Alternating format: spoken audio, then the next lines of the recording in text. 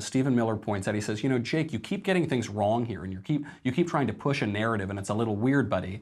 And all of a sudden, Jake Tapper cuts him off. That's the thing you get out of this interview. Is Jake Tapper doesn't want his answers. He doesn't want to hear anything from him. He wants to cut him off and push a narrative. Stephen Miller points this out, and this, I think, is the central takeaway from the interview. All these so-called political geniuses in Washington, whether it be at the big lobbying firms or the only person who's called himself a genius in the last week is the president. But which happens to be a true statement. Okay. A self-made billionaire who revolutionized reality TV and who has changed the course of our politics. He's watching and he's happy that you said that. But you know, Jake, you can be condescending. I'm not being condescending. I'm trying to get to the point that Steve Bannon. You can be condescending. That was a snide remark. You're sure he's watching and he's happy. Let me tell you something. Why is that your snide? network, you can be as condescending as you want. It's part of your MO. But listen, you can have 24/7. I have no idea why you're attacking me. Well, I'll explain to you. My point is, I'll tell you why I'm attacking you. Steve Bannon. I'm not being condescending. I'm not being passive-aggressive. How many times has anyone ever said I'm not being passive-aggressive when they weren't being very, very passive-aggressive? This is what is really sad about Jake Tapper. He used to, especially during the Obama years, he was a pretty tough journalist, played it straight. When a lot of the media were fawning over Barack Obama, he didn't do that. He just played it as a kind of straight-faced guy going for the facts. And now he's this whiny, shallow, petulant little schoolgirl who says, well, I'm sure your boss saw it, and he just saw what you said, and then, oh, he'll be so happy about that. But anyway, moving on. Like, are you kidding me, buddy? You're supposed to be the last newsman in America. Why are you getting these snide little barbs in? This smug smarm? You don't need to do that. And by the way, Stephen Miller is a robot. You can get very unemotional answers out of him, but Jake Tapper himself can't refrain from being emotional in this interview. That's why Miller says, stop being hysterical. Why are you trying to make this all personal? Why are you trying to get little barbs and insults in? I'm giving you an answer. Jake Tapper revisits this later in the interview. There's one viewer that you care about right now, and you're being obsequious, you're being a factotum in order to please him, okay? No. And I think I've wasted enough of my viewers' time. Thank you, Stephen. As Republicans, lawmakers call for Attorney General Jeff Sessions to resign. Two aspects of this. One, he has to cut him off because Stephen Miller isn't saying what he wants him to say, so he isn't going along with the pre-scripted interview that Jake Tapper clearly had outlined in his head, so he has to just cut him off very rudely. It was really awful. Even from the beginning, to bring up those personal insults and barbs is so rude, so unbecoming of a serious newsman, but Jake Tapper hasn't been a serious newsman for a very long time. But to get that same exact barb in again, it was pathetic. I mean, it was the sort of insult that you would hear in middle school. You would hear somebody say, well, I know that really secretly you only care about this. It's not even psychobabble.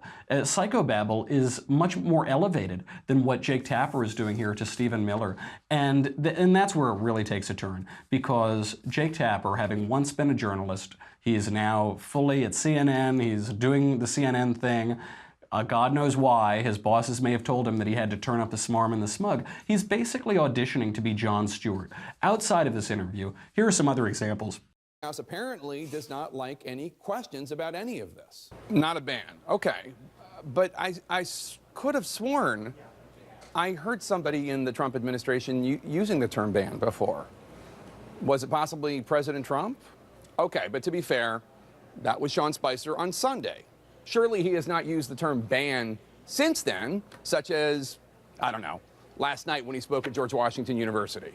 It's all sarcasm. It's dripping in sarcasm, and he's so regularly missing his role. If the role that he once served is being a journalist and a straight journalist, everything now is so elitist and so condescending. Stephen Miller, I wonder if he had that even loaded up and ready to go to accuse him of being condescending. The Trump administration is very good at branding people, finding an essential flaw in their character and pulling it to the forefront and showing that to people. That is Jake Tapper's. Donald Trump, I think, has made the guy go completely mad, and he can't help. He wears his hatred and fury and madness at Donald Trump on his sleeve. It's affected a lot of his coverage. Regularly, he just misses the point entirely of news stories. Akbar, God is great, sometimes said under the most beautiful of circumstances, and too often we hear of it being said in moments like this. That's the story, right, Jake? The story is that Allahu Akbar, the chant of jihadis when they are about to blow things up, that's off. Sometimes it's said in beautiful circumstances. That's the story. Of course not. It's posturing and it's preening. And other times, though, he'll just outright lie. It's not normal for a president to make fun of disabled people, right? That's not normal. Yeah. Right? Correct. When did he make fun of disabled people? When did he make fun of somebody's disability? It didn't happen. This was a regular attack from the left during the 2016 primary debates because there was some reporter who was saying mean things about Trump, and he pretended to be spastic when he was impersonating him. But Donald Trump did precisely the same impersonation when he was making fun of a general, when he was making fun of Ted Cruz, when he was making fun of himself, actually. He was making fun of something that he himself had done in the past. He said, oh, yeah, I don't know. He wasn't being coherent or making sense.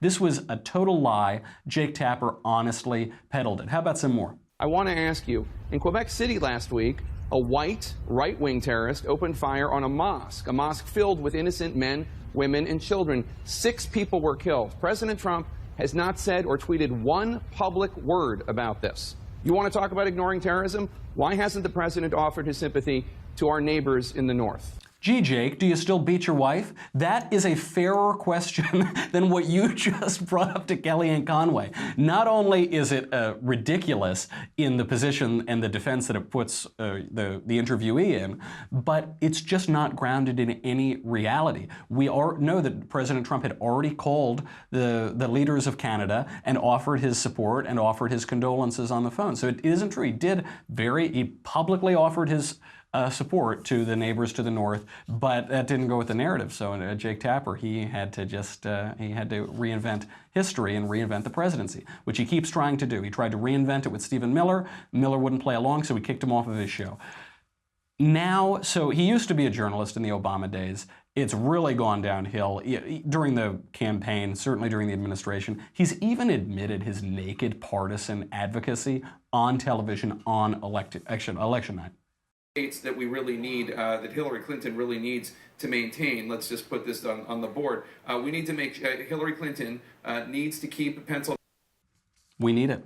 Did you catch that? Did you catch what he said? He didn't say the Clinton campaign. He said, well, we really need humana. I mean the Clinton campaign. And so the only way that we will ever get into the Oval Office, is it hot in here? Is it hot in the CNN studios?